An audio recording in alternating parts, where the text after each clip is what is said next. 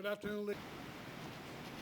The difficulties and the challenge. Almost all the armed groups actually have committed sexual violence. At the moment in time, there are 6 groups that have signed the peace agreements, and I think from the information we have, all of them.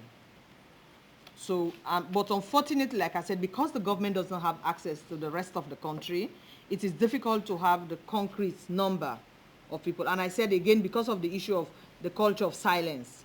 And I think we raised the profile of this problem, and we put the problem on the table. Our sisters, our daughters, who are still... The government itself really doesn't trust its army. But you can see the way the army has been abandoned its post, the last couple of weeks. The government has now to depend on Chad.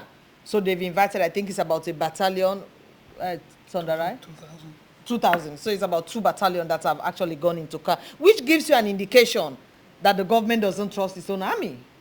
And before coming here, actually just had a briefing with the... If the Secretary General is aware of the gravity of the situation, what is happening, I can assure you 100% that he will take action. And that is the reason why I visited. Because there was very little information in my own files. And I thought something is missing.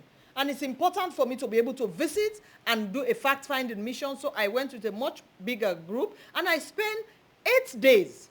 Because for me, I should have gone for 25. But I thought the only way I could have the opportunity to engage all those people to understand the extent of the problems and the challenges was to stay there longer than is required. 8 armed groups in car.